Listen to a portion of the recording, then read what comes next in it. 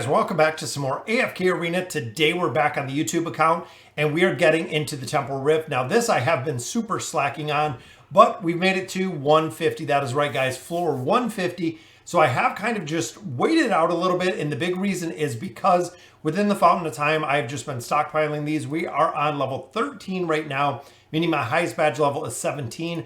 Ultimately, we've been leveling up right down here, guys. Tank's Fortitude, Mage's Might, Supporter's Tenacity. We have been leveling those up. That has been the main focus from all of the essence that I've been pulling out of here. But at Temporal Rift, at 150, guys, there it is. So we have a boss, and we also do have two teams. That is right, one team and then the boss fight.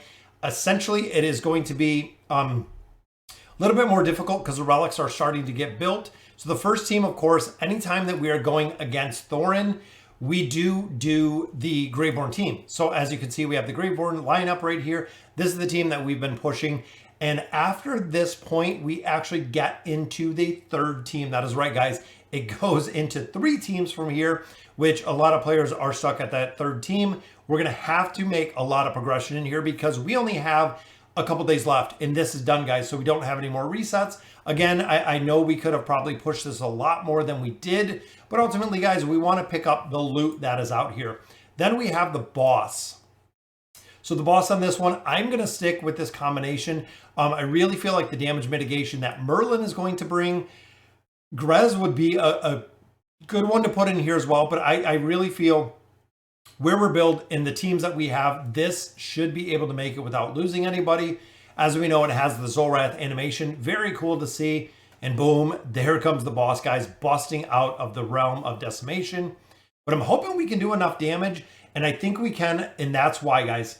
Remember, having Leonardo with that 9 of 9 furniture gives us a massive, massive buff to the damage that we're putting out in this guy.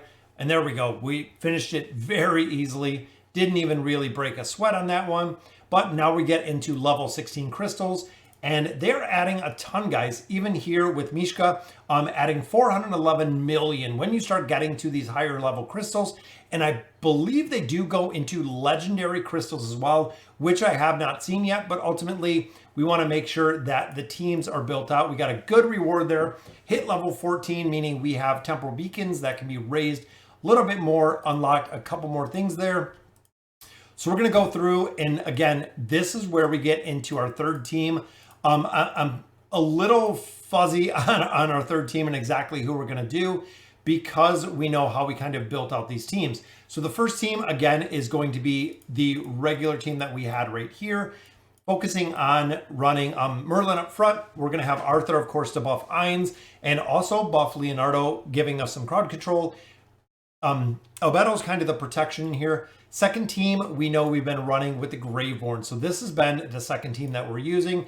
The third team, since we are facing Thorin, I'm going to put my third team in here, guys, because ultimately, with the taint ability that Thorin throws up, Thorin and Athelia are 2 heroes that are very difficult to deal with because they have burst damage, and also the more damage we're doing on Thorin, of course, the retaliation can come, which leaves us our second team, guys, which again, we're pretty limited to what we have here. And I really hope between the mage, the tank, and the support that we can get this done. So Mishka and Taylene are going to be our main focus here. We do have Moriel in here for damage. We have the twins in here for the super boost. So I'm hoping especially reduces allied heroes' energy regen. So energy regen is going to be low here. And also Taylene, guys, doesn't have a very ideal relic. But I'm hoping that we're not going to lose a bunch of heroes here because it's going to be super difficult to get through here, which is what we know. Mishka's in here for the crowd control. Again, twins for the super cycle. Taylene in here for the healing effect that she has. And then Moriel, I'm relying on with the damage dealing. So still got through that one pretty easy on that one. Most of the other ones, because of our relic, should be relatively easy at this point. But again, these are the teams that we are going to be pushing through here and making our progression. Again, this one, guys, be careful with Athelia. Athelia can burn down targets really fast, resulting in a defeat. And there we go, guys. So we started seeing these. So as you can see, it is a completely different color. I think it's because it's kind of a further badge down the road.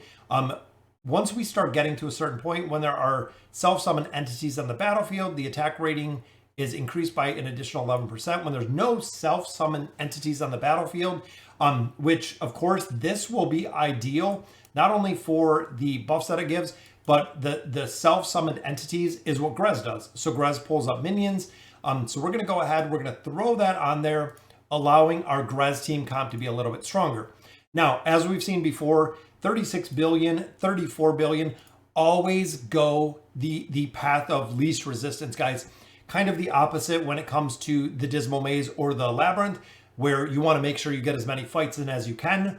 This one, you are going to focus on the path of least resistance. So you want to make sure when you're going through here, you're going to proceed as many floors as you can with the teams that you have.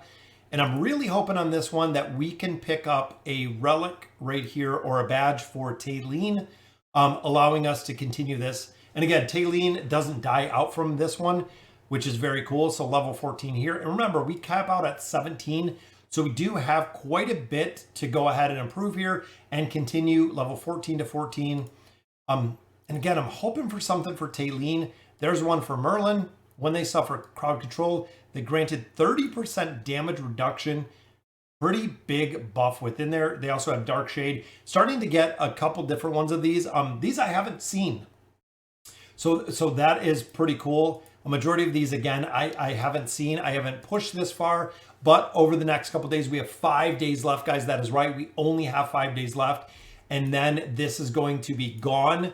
Remember, this is also the beta version, meaning that there is going to be the much tougher version is coming pretty soon. Now, looking at the floors here, we have 34 billion with the team comp. Realm of Defiance, achieve victory, 12 billion. So much easier. And I believe this is only one team, which again makes it relatively easy, especially when you're running a team like the Grez comp, to go through here and defeat all enemies within 30 seconds. Got our badge reset. And we get a couple of additional relics here. And again, we're going to have to go through and see 7% of damage mitigation. Got a lot of, again, going to level 15 relics, 7% of damage mitigation by shields shall be transferred. I'm not too worried about that because I ultimately want to make sure that the damage they're taking, essentially, I'm not too worried about it going back.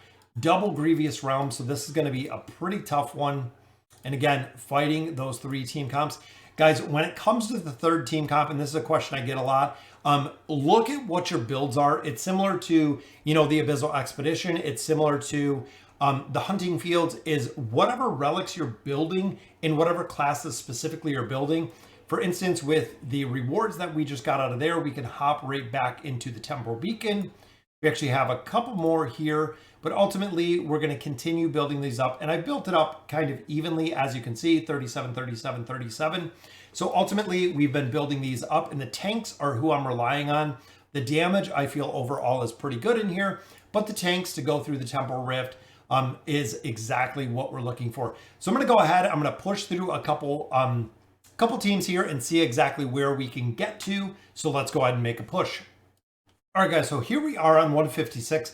Like I said earlier, one of the things you have to be very, very careful about is looking at Ainz's HP. It almost went to 0.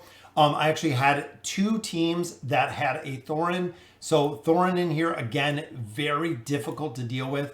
And this one, again, with Athelia, they are the 2 heroes, guys, that are very difficult to deal with. So this team is actually good to combat Thorin or Athelia, both. But this one, having Thorin again, we know the taint ability is going to go right here on Ainz. If we do lose Ainz within this comp, it's really going to fall apart when it comes to 3 teams, because now I'm going to have to run 4 or 5, meaning we're not going to be able to make as much progression in here. So I'm just going to go ahead and chance it. And I'm thinking, you know what, let's pull this team out. Go to the first team. We're going to do the same here. And I know we can save the formations. We can actually make this really fast when you're doing the changes within here. And then the 3rd team, of course, is going to be our Ainz team. And I'm really hoping, again, that Ainz does not die out within here, because if he does, we're going to be missing a big part of our team. There we go, guys. Health is going up. It's going up. got it full, maxed out again, meaning we're not going to have to reset this yet. We're still going to have quite a bit of extra room. And again, with the taintability, the Greyborn team works perfectly. Having double support with the immunity in there, there goes the taint, goes right onto Desira. Has the immunity, has a lot of heals that are sitting right on top of them. So as we are doing gradual damage here to Thorin, we still maintain a very high level of hit points. And then again, Rowan, damage mitigation within this formation. We did pick up Talene a badge on the last one, which is good to see. But ultimately, Talene and Rowan keeping it together here. I like the third team. I think it's really a solid team build. So guys, that will do it for today's video. Very cool to see. We will continue the progression through here. Even going 13 to 14, a significant difference. And then when they're placed in the front line, I'm not putting Irons in the front line, guys. So we'll go ahead with the Curse Breaker and just continuing through here. Again, Path of Least Resistance. This is going to be Flora's Due. This is going to be an absolute free floor that I get to go through. Restoring 50% of the health of all of my heroes.